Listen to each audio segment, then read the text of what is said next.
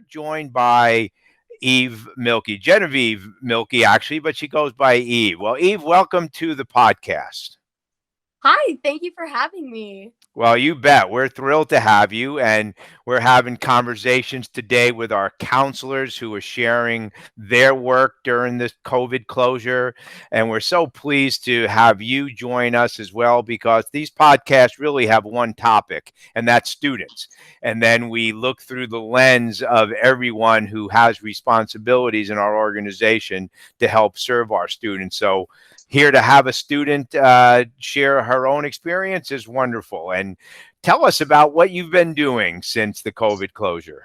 Well, since the COVID closure, I've been sewing masks. So I've been sewing since I was 10 years old. And my dad, being a medical profession, he told me that a bunch of people do not have masks, which I thought was crazy. So I decided to sew a bunch of masks. And then I found out that police officers and first responders, people going outside and still helping our community, also didn't have any masks, which I thought was not acceptable. So what I did is I got a bunch of fabric that I've had, and I started sewing masks, and I donated them to a bunch of these areas.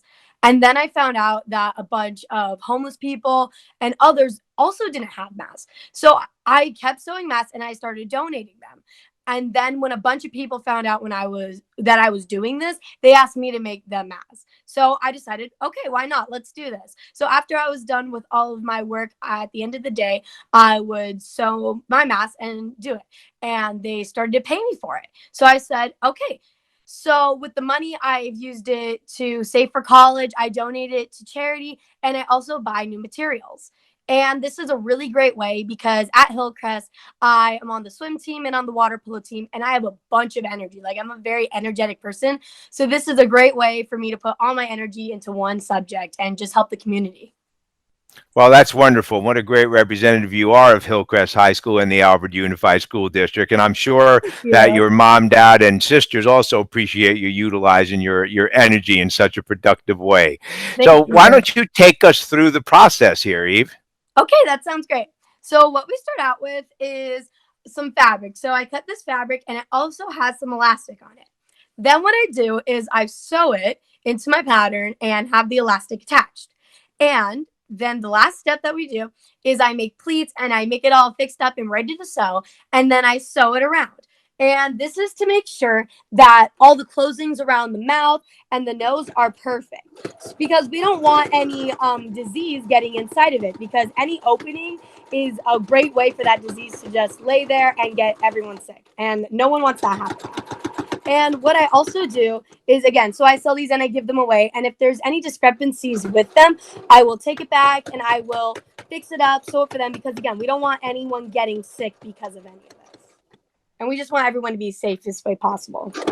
So you are your own built-in product quality control department too. Yes, definitely. If I find something wrong with my sewing or the ways that I make it, because again, I made the pattern, I did everything. If I find something wrong with my own work, I will immediately fix it, because I think the work that you do shows your character. And I'm one of those people that are way better than quality over quantity. And I think that my quality shows the type of person I am. So good quality makes a good person, I believe. Well, I agree. Thank So you. now you're putting the final touches on Final this touches on, mask, almost done. and you Turning make around. all different shapes and sizes. Yes, many different shapes and sizes. We have adult size, like men's and women's, and we also have children's sizes, because men and women are not the only ones that are affected. Though it is more common in them, we still want children to be safe. So we're going to cut my threads here. Make sure it's all nice. Okay. And because this is someone else's, I'm not going to put my mouth on this because it is someone else's. So what I do is I take my own mask. This is mine. This was my first one I ever made. So this is my mask. As you can see, it covers my nose to the bottom of my chin and around where my cheeks are. So this is very safe coverage and okay to wear outside. But what we do is to make sure that no disease gets to where we're going, because, again, we don't want to be the ones spreading the disease. We take some Lysol and we spray it down. And then we clean up everything, make it all nice and tight and ready to go, so that everything's perfect. Well, there you have it. Making a mask A to Z with Eve Milky. Eve, thank you so much and keep up the Thank great work. you. Thank you for having me. You bet. We'll check in with you down the road a little bit. Perfect. That sounds amazing. Okay. Bye for now. Bye. Thank you. Okay, now we're going to continue on in our next segment, working with our counselors and talking to our counselors about social emotional supports. So let's begin. Let's go around first of all and have our counseling team introduce themselves. Angelina, let's start with you. This is Angelina Ugalde, and I'm one of the counselors from La Sierra High School. Welcome, Angelina. Erica. My name is Erica Zamora. I'm a school counselor at Arizona Middle School. Welcome, Erica. Michelle.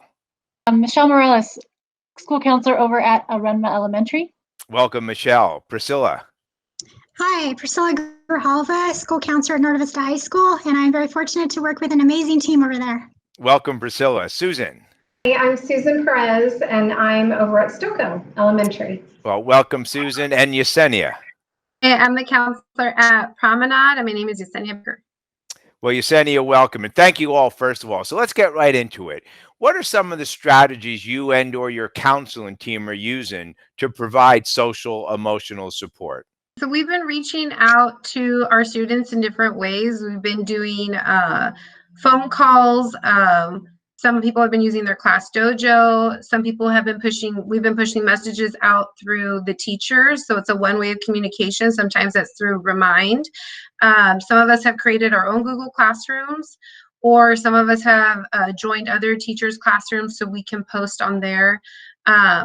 We're just trying to do any way we can, depending on our population and our students' needs. We're trying to reach out to connect with them. Wonderful. Erica, were you going to add something? Please do. Yes, because our students are middle schoolers. Many of them have Instagram or their parents have Facebook, and so we use those two platforms a lot. We're also messaging them on Instagram on our school Instagram account.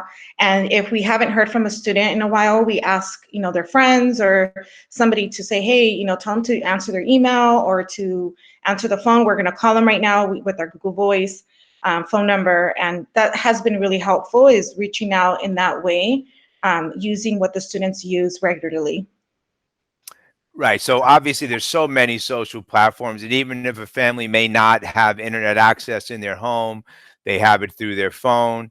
And they're able to still connect in other ways. So I appreciate, first of all, that you're all very aggressive in pursuing connecting with your students. How are you collaborating with teachers to support them in their efforts to support their students? Yeah, we've been emailing the teachers, and they've been great at responding, sending us referrals for students and how we can help them, such as like college questions, financial aid, social emotional issues. We've also helped teachers, like if they need anything as far as like positive coping skills to help our students. So it's been a great team effort at our site. It's been everyone helping out. Thank you, Priscilla. Angelina. Over at La Sierra, the counselors, we each kind of have our own area of specialty. So we have one counselor who's collaborating pretty closely with the Health Academy, one counselor with the Business Academy, another counselor with some of our electives, and then another counselor with our AVID program. So that kind of leads the point of contact. So that way we're keeping track of those students as well as working on scheduling for next year. And then we're also in really close contact too with our case carriers to make sure that we're meeting the needs of our special education students. Well, thank you for that, Angelina. And certainly we know that there are some students, particularly who might be even more vulnerable given this new platform and the distance learning model as it continues to evolve. Let's stay with our high school counselors for a moment. One of the primary issues that we're all so saddened by is our seniors and losing out on their senior year experience. As a high school principal myself, I always cherish that time, and it's such a special time, and it's just a heartbreak for our kids. It's something that virtually everyone in this chat room probably have shared and experienced, and our kids now at this point certainly are not going to have that same traditional experience, at least not on May 28th when school ends. So how are you and your team helping our seniors to deal with losing their senior year experience? Priscilla? So we have a few things in the works. We're applying for a virtual college signing day where we're going to celebrate all seniors going on for more education or training, whether that's military, community college, career technical education, university, or apprenticeship. So our students have sent us pictures or videos of them committing to what they're going to do after high school. Also, KTLA, Channel 5, they're giving shout outs on their news station to graduating seniors. So we've given them that resource. We've also set up workshops to help them. Recently today, we just did a financial aid workshop on how to read a financial aid award letter. So we're trying to celebrate our seniors in different ways. Another way is social media. We've been posting or giving shout outs on our Norte Vista Counselor Twitter if they commit to a college or university or even military. Wonderful. Angelina? Over at La Sierra, it's pretty similar. We have a couple of things in the works as well. We're in discussions about a virtual college signing day and also collaborating with our ASB to make some videos to celebrate our seniors, and also just, really trying to empathize with them and validate that.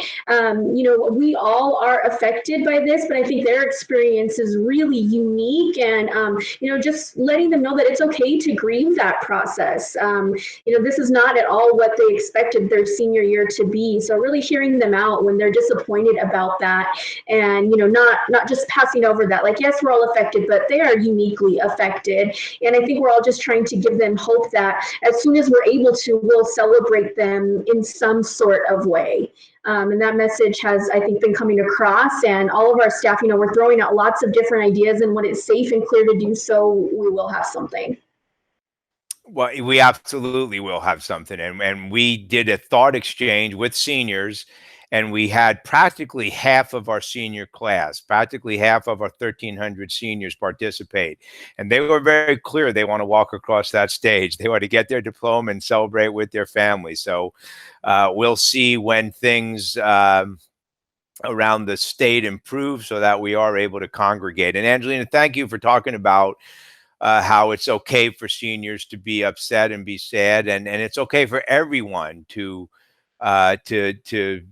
deal with this crisis in their own way, and get through and do whatever it takes to get through this process. So thank you for those comments. I'll also add that at Hillcrest High School, Alvord High School, and our continuation center, counselors are doing similar types of outreach efforts and working with their seniors as well. All kinds of great stuff going on. Okay, let's continue on now. How are the elementary counselors establishing connections to students and their families during this closure? And then, of course, something that comes to mind whenever you're talking about communicating by a distance, from a distance, is the confidentiality issue. So who'd like to tackle that one first? So we're definitely using those tech tools that I had mentioned before, different ways to connect to them. The confidentiality piece is challenging. I know early on, ASCA is the American School Counselor Association. So I know a few of us were learning from them how to keep the confidentiality. This was something that we weren't really prepared for. ASCA was putting things together. And so we're still tackling that piece. It's a case-by-case situation with that confidentiality and what you're discussing with them. But we've definitely picked up tips from ASCA, trying to abide kind of what they've put in place and their thoughts. But it's a case-by-case situation because it is hard to meet one-on-one with students, and making sure that they feel open to talk and that we can share, and that stays just between us two. Yeah, you wonder how open a child could be if, their mom or dad or family members are there, sitting there nearby. And I can't imagine the challenges there that you all face. So again, there are best practices. I know that ASCA, of course, is definitely the gold standard for counseling, and I'm so happy to hear that. And I knew, of course, that you all are following their guidelines. Okay, then we're going to move on to our next question. What are some of the greatest challenges for students and families? What are some of the concerns that have been brought to your attention so far? Yes, I'll tackle that one. We've been sharing some things that have been going on with challenges in different ways with students. Of course, one of the challenges is this, that they're missing school and they don't have those routines in place, and they don't have teachers there for that face-to-face contact and that safety net that school provided. So that is a challenge that we're trying to build, that safety net again virtually, and which we are doing in many ways, but it's just still meeting the needs of the students out there every day. And then another big challenge that continues to rise is equity and barriers. We know we all have our high profile students, and we worry about them, and it seems those are the ones that are either what we call going dark or going dusk, where they may have participated at a certain level, but now they're not, or there's not the kind of technology access that they have. Maybe they're in homes where parents have lost their jobs, so their concerns and worries and needs are different right now. And so we feel it's very challenging to make sure that we're connecting. Connection is the biggest thing. And that's what we're trying to do daily, is find those ones that haven't connected at all. Yeah, thank you, Susan, and well said, because for many of our families, school may be the least of their concerns at this point, and we do understand and respect that. Erica, you were going to add something. Yeah, so one of the things that we, Maureen, Rachel, and I, the counseling team at Arizona, are doing is when we call home or we email, we always start off with, how are you doing? Is there anything that you need from us? When we hear resources like a food pantry or a church giving away things, we run it by each other, we text each other, and then we post about it. If a parent says, I apologize, my son can't get on their computer, we reassure them that it's okay as long as they're trying. We try to really hear the parent out, because they are stressed out. They're stressing out, not just, the kids not being in school and having to worry about daycare and money situations, but it's hard because they weren't prepared to be, helping their students with their work the way that they were kind of just thrown into it. I know as a parent myself, that has been very hard on me, to try to focus on my work, but then also making sure my 4 kids are doing what they need to do. So just really understanding the parents and listening to them, and kind of just reassuring them that we are here to help them, that they can email us, that they can, send us a message, and that one of us will get to them as quickly as possible.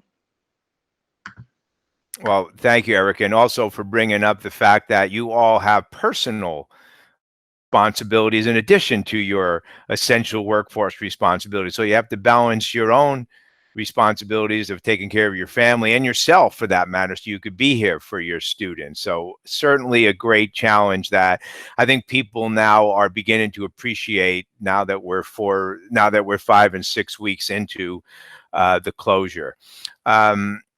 What are your primary concerns now that we have these stay-home orders until the end of the year, and who knows how long into the summer? Michelle, let's start with you. Yeah, just kind of piggybacking off of what Erica said, I think that all, results in the overall mental health of our families and our students. We had our students who came to school with trauma and past experiences, and we worked with them. And now, from one day to the next, we've been thrown into this thing that none of us had control over. And that's added another layer to those students, to those families. And for maybe our families who didn't have that, they're experiencing trauma now with losses of income and jobs and lack of babysitting.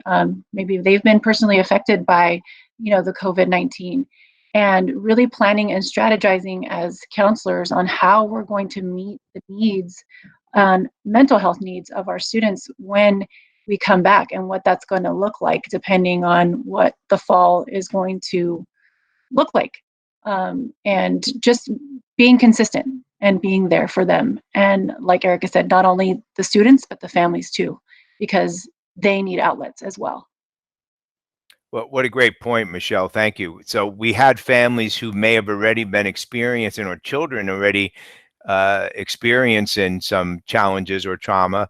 Now you add this element to it, in addition to those who perhaps weren't, but now might be because of situations in their specific family. So I imagine that the workload is getting heavier and heavier. So wonderful point to make, Michelle. Who else would like to add to that, to Michelle's response? Also dealing with like them coming back with not being around people is just kind of like a traumatic experience, and having to help them cope with that.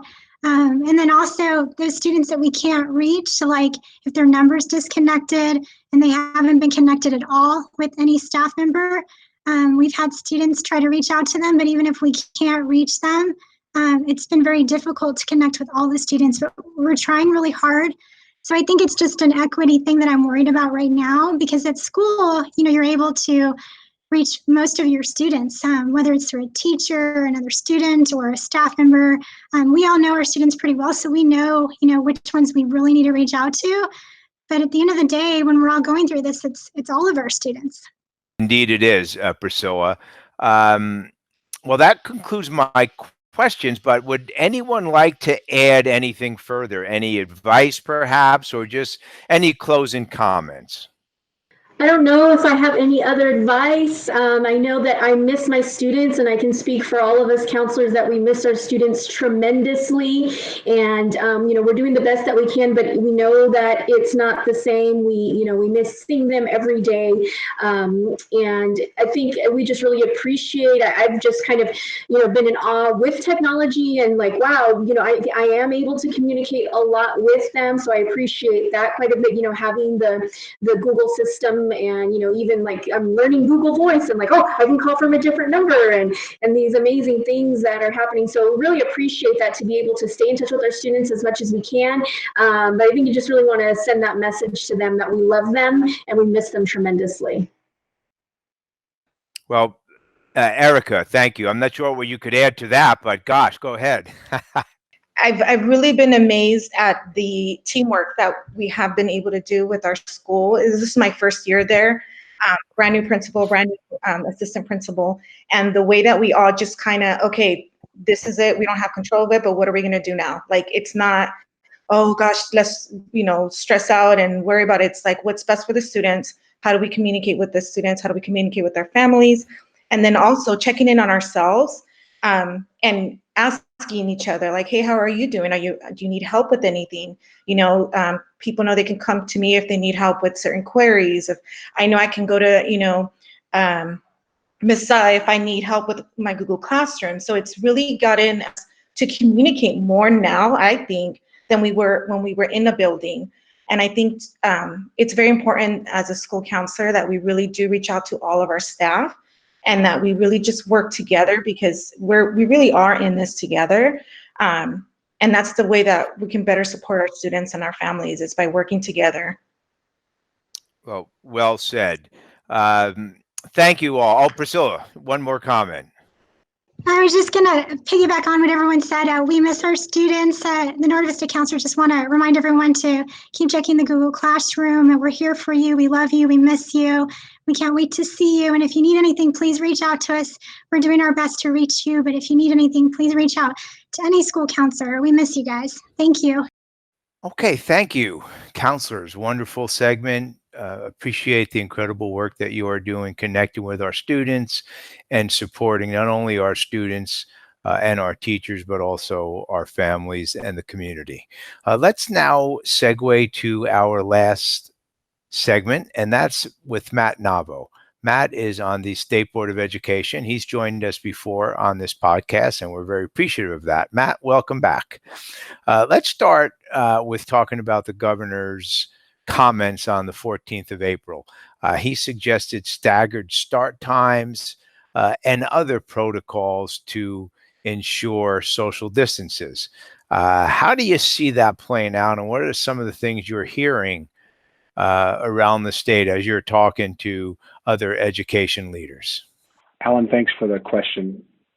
I think this is a complicated one with regards to just what options might be best as we prepare in the hopes that our students will be able to have a sense of normalcy. I think staggered start times, as mentioned by the governor, is certainly an option. I think all options are on the table at this point. But it certainly creates a myriad of challenges, problems for districts to work through. There's a number of issues related to that are create incredible complications for boards. The governor at this point has asked for recommendations from the field. So there are 3 specific groups that are meeting around this very issue. The issue related to what school might look like in terms of various options that school could look like when they come back, students come back in the fall.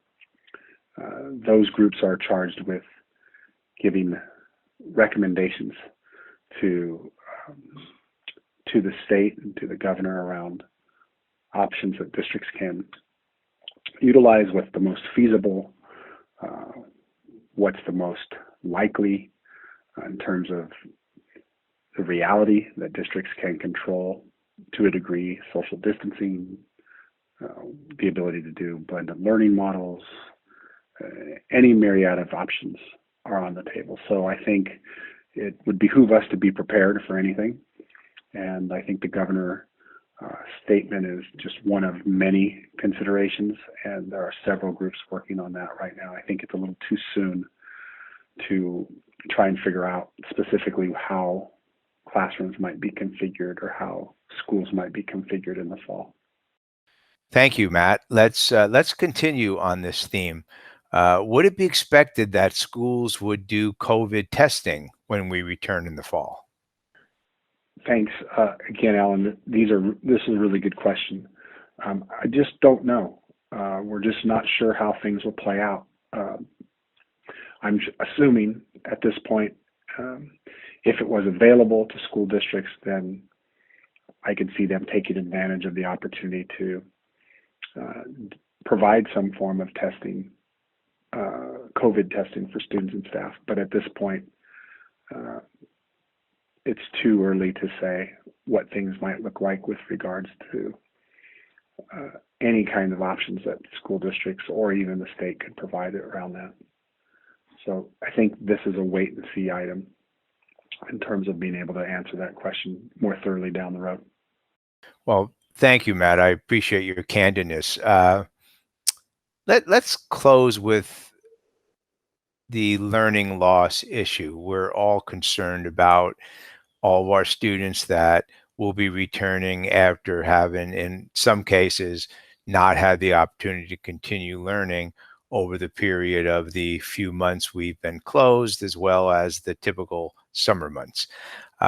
What's the expectation at the State Board and the California Department of Education related to learning loss and interventions and all the variety of different services that districts are expected to provide moving forward?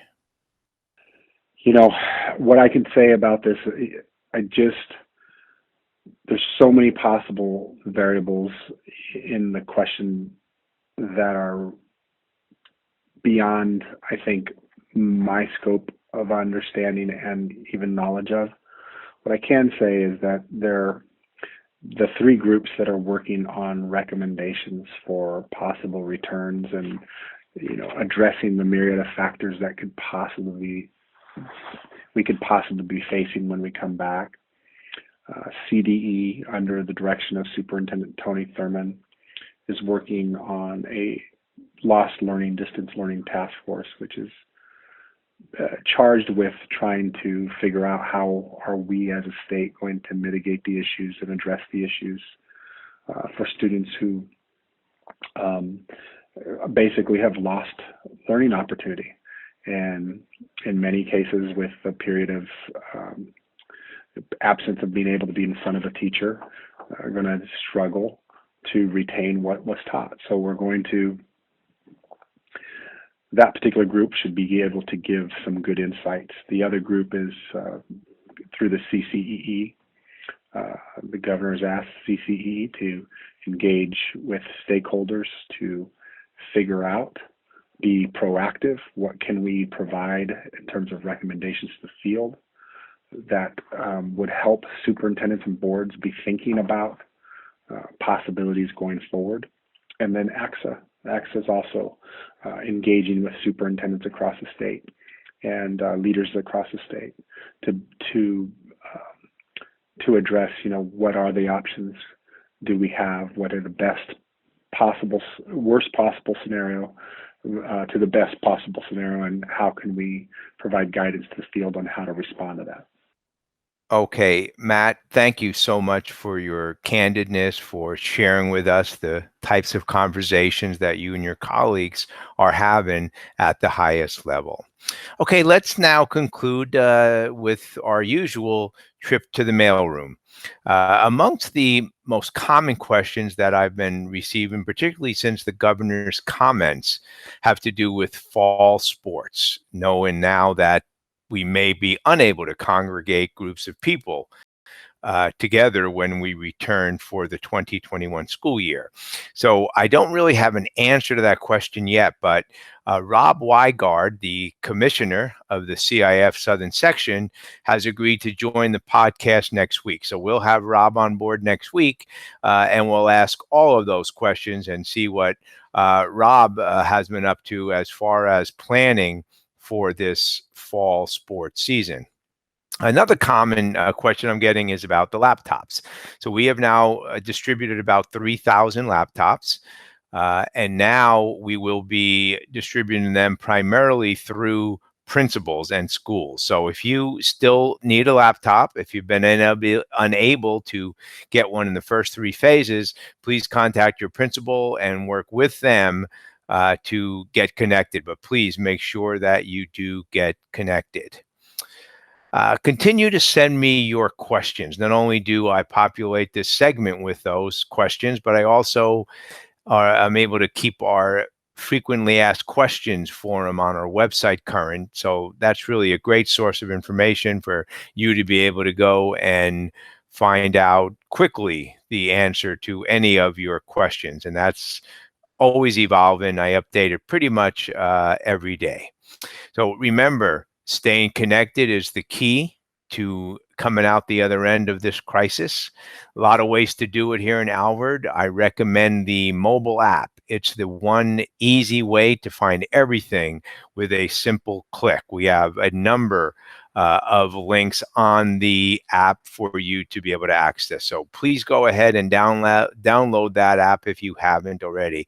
And of course, you should be frequently visiting our website, which we keep updated, sometimes by the minute. And of course, Facebook, Twitter, and Instagram are also common platforms that we utilize to message out everything that we like to share with our community.